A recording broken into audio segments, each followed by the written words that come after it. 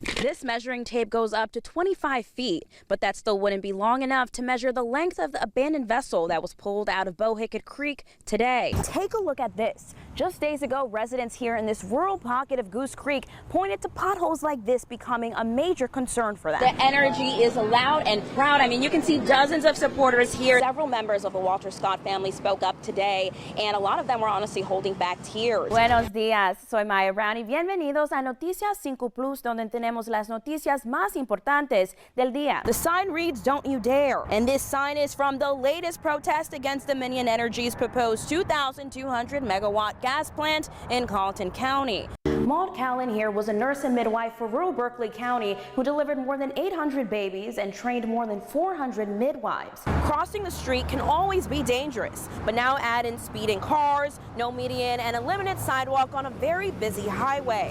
Court today took a turn once jurors saw surveillance footage prosecutors say shows the defendant minutes before and after the shooting. El equipo de defensa de Alex Murdaugh tiene previsto pronunciarse hoy tras la importante decisión dictada a la semana pasada por la Corte Suprema de Carolina del Sur. This is a battle queer students are united in to make sure their concerns don't fall on deaf ears. $610.31. That's how much one resident in the brand new Tea Farm subdivision in Ravenel paid for their water bill. But they're not alone. Other residents are saying their water bills are surging, some topping $700. $610 for 1 month of water to me was outrageous. I'm used to paying $56 at the most before we moved here. So I was flabbergasted. Several residents have statements showing tens of thousands of gallons used. Water they say they didn't knowingly run. There has to be something wrong with the billing. How do you calculate 30,000 gallons of water being used by a family of 3? Charleston Water System says its meters are reading correctly and they found no leaks. And they tell us the bigger question: how the water is being used may come down to the developer and the residents, not the utility. What we're learning is that some of the residents believe that the builder is actually irrigating on their behalf, and some town officials as well. So what you have is a challenge between the homeowner and the builder. Residents say when they closed, they got 4 sprinklers and 2 timers, and many claim they've never even turned them on. But Charleston Water says its data points to hours of irrigation driving the spike. They say the water may be going to new sod being planted and watered by builders, with the bill landing in homeowners' mailboxes.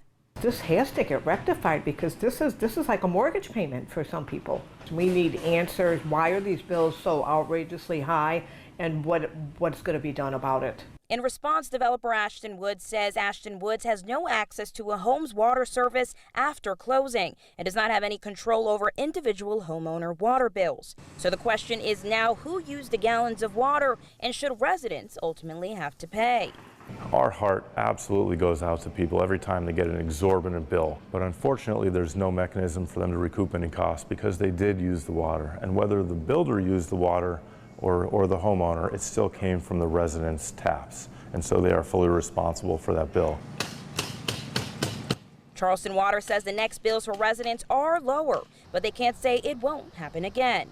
For now, residents are worried for that next bill to arrive.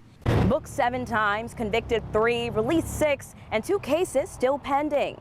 Willie Nathaniel Robinson has been through the system time and time again, but a new charge has a past victim saying enough. I spoke to a woman who was involved in a 2017 shooting at this McDonald's drive-thru right here, and she is now turning her past trauma into action. She is now pushing for leaders to take a closer look at repeat offenders so that someone else doesn't become the next headline. Never a victim, forever a fighter. It's not just a tattoo. It's a reminder of the day that changed 17-year-old Amber Steele's life forever. On June 3rd, 2017, then 21-year-old Willie Nathaniel Robinson shot Steele in a McDonald's drive-thru. A day she says she was basically left for dead. And I deal with PTSD. The backfire of a car, I'll jump completely out of my skin. I live in fear every day. Robinson was charged and convicted with the unlawful carrying of a pistol since a gun wasn't found at the scene of the crime, serving a total of 1 day in jail. But that wouldn't be the last time he was involved with the law. County records show Robinson was booked again in 2019, 2020, 2025, and earlier this month. When Steele saw her offender was recently involved in another crime, she didn't want to stay silent. And when I came home, people kept calling me a victim. And I told people I'm not a victim. If I was a victim, I'd be 6 foot under. I'm not a victim. I will always be a fighter. I'll never stop fighting. Now she's fighting for the criminal justice system to take a closer look at repeat offenders. I think they need to look at everything they've done before they let them out and all. And so that way they can't get out to do it again. A call for tougher accountability for those with long rap sheets. Say that our justice system needs to crack down and look at the past offenders. Because if they're repeat offenders, then that's the problem. They're getting away with the same thing, so they're obviously comfortable with what they're doing. And if you don't put a stop to it, then they're always just going to keep being comfortable. The tattoo on her backside reminding her of her strength to carry on and in hope that no one else is harmed along the way. A nationwide program is searching for the 10 million names of people who were enslaved in the U.S. across almost 3 centuries. And the Avery Research Center in Charleston is helping add names to that list. Part of that search includes archives and documents found at the oldest AME church in the South, Mother Emanuel AME Church. You're going to find things about the ministry. There may be things about baptism, things about burials, just all of the archives of the church. Over 200 years of history providing clues to names of the enslaved and the lives they lived. Archivists and historians say it also provides the church an opportunity to tell a story not rooted in tragedy and death, but one of life. The story of Mother Emanuel is so broad and just tales of fortitude and community. So we get to bring color to, Mother Emanuel. We get to bring life into those discussions and show the full history of Mother Emanuel. And not just the full history of the church, but of all the enslaved. The history experts say was deliberately obscured, altered, or never even recorded, making it hard for Black Americans today to know where they came from. I have that kind of gap that I don't know where, family trees align and all that, but I think if I can be a part of someone else finding that and just connecting those dots with something that may have been more obscure that I'm bringing to light, that's really important. Connecting dots will lead to connecting living descendants with their family history all through a publicly accessible database. Often people will come back and say, my great-great-grandmother was buried in a cemetery here, but I don't know where. And they don't know where to start. But it should at least give them a platform to start that research so that these people are never forgotten.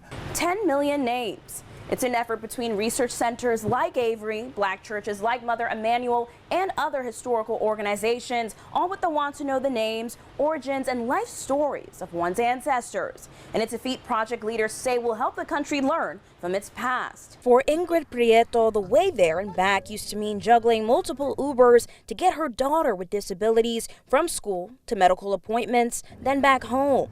Costs stacking up fast. En varias ocasiones también los Ubers. She says on several occasions, also the Ubers, when they arrive and see me with a chair 3 or 4 times, they canceled the trip. I mean, they told me no because it doesn't fit in the trunk. And well, sometimes I know it did fit, but they just didn't want to take me. A canceled ride meant a canceled appointment until she was connected with a nonprofit stepping in with free rides to the people who need it most. Muy agradecidas por la ayuda que nos. She says we are very grateful for the help he has given us because it is free and he doesn't charge us anything. In fact, there are days where he even brings flowers to the girl. Their mission? To end the transportation gap. And it's not just medical visits. These rides can also mean getting groceries, prescriptions, and basic necessities. It's so much fun picking up people that can appreciate the ride. They truly appreciate the fact that you're there to help them get from here to there. It's more challenging than a lot of people understand. Experts say transit deserts are widespread in the Lowcountry, and in a city as car-dependent as Charleston, that can put care out of reach. Now, a $20,000 grant from the Roper St. Francis Physicians Endowment will help the organization expand its reach and serve even more individuals and families. I would never have met them in an everyday life, but in this situation, I got introduced to them. I pick them up and give them rides every week. They're inspirations to me. The organization says it's not just a ride. It's a lifeline, providing hope, dignity, and relief. For Live 5 News, Maya Brown.